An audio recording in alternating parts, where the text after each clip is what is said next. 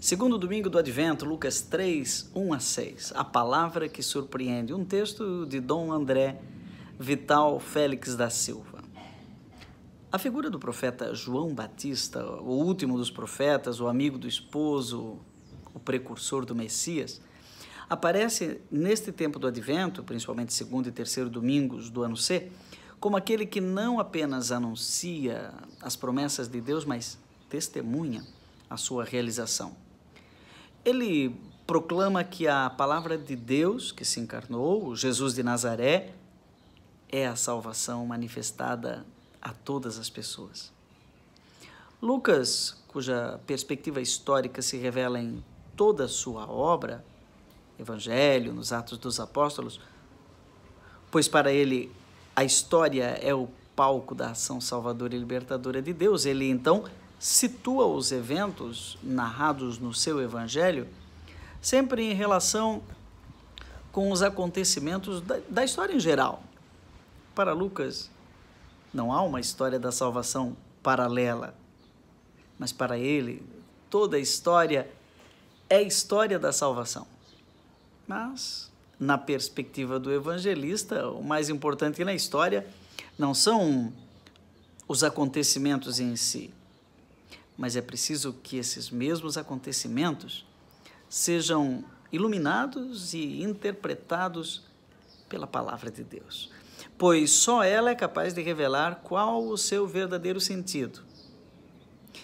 Ao introduzir o acontecimento João Batista, Lucas evidencia o horizonte histórico do momento, fazendo menção a diversas personalidades do campo político e religioso, isso é, do imperador romano até ao pretenso rei judaico e seus administradores, do governador da Judéia, os sumos sacerdotes. Dessa forma, prepara-se o cenário para a grande surpresa. Foi então que a palavra de Deus foi dirigida a João, o filho de Zacarias.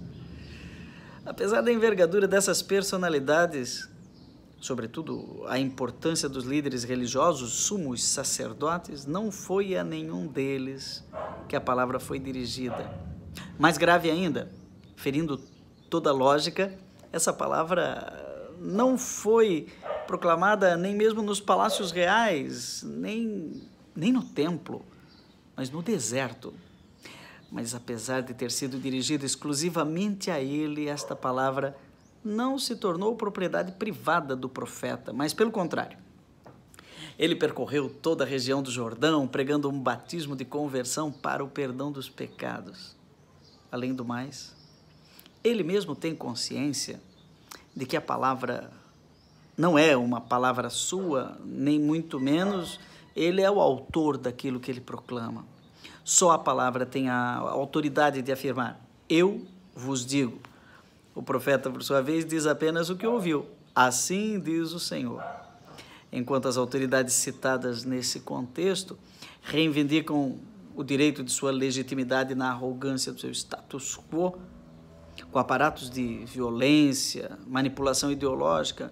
Enquanto isso, o profeta apresenta-se como uma voz que clama no deserto. Ele não tem uma palavra própria, é apenas uma voz que se disponibiliza, como foi a experiência do profeta Isaías. E assim, mais uma vez, o evangelista situa o profeta João no amplo horizonte histórico do povo de Israel. Apesar de não haver diferença de histórias, há uma distinção clara nos vários modos de ler a mesma história. A voz do profeta Isaías se fez ouvir num momento de grande deserto para o povo, o exílio da Babilônia. O povo exilado fez a experiência de grandes perdas. Perdeu a terra, perdeu o templo, perdeu a identidade e tantas coisas. Porém, mais do que o aspecto geográfico, entre a Babilônia e Jerusalém, com suas imensas regiões desérticas, o grande deserto para o povo foi a experiência da ausência de Deus. Foi quando, surpreendentemente, mais uma vez, Deus rompeu o silêncio desse deserto e, através da voz do profeta Isaías, faz ouvir sua palavra de salvação. Assim diz Javé ao seu ungido, a Ciro, que tomei pela mão direita, a fim de subjugar a ele as nações. Eu mesmo irei na sua frente. Aplainarei lugares montanhosos, como está em Isaías 45, 1, 3. A palavra de Deus foi dirigida a Ciro, um rei pagão, a fim de que libertasse Israel das mãos dos babilônicos. Isaías 45, 1 a 7. Isaías foi o eco desta palavra surpreendente. O Senhor fará seu povo retornar da Babilônia, mas é preciso preparar os seus caminhos, isso é, as veredas pelas quais o Senhor chegará para reconduzir seu povo de volta para Jerusalém, a cidade santa. O profeta João, atualizando as palavras do livro de Isaías, anuncia a chegada do Messias, não mais como um instrumento de Deus para um simples êxodo geográfico, uma mudança de território, mas o Messias, Filho de Deus, o próprio Deus, abrindo as estradas, com a sua palavra nos caminhos da história. Que bonito! É Ele quem conduzirá seu povo nessa nova e definitiva fase da história da salvação. A conversão dos pecados é a grande empreitada da humanidade para endireitar as vias de acesso para o Senhor. Isso é o terceiro domingo do Advento. A salvação não pode ficar escondida por trás de montanhas sem ter seu acesso obstruído por vias tortuosas. Não é destinada a uns poucos privilegiados, mas é a ação de Deus em toda a história e na história toda, a fim de que seu Messias esperado faça acontecer o grande momento da história. Todas as pessoas verão a salvação do nosso Deus.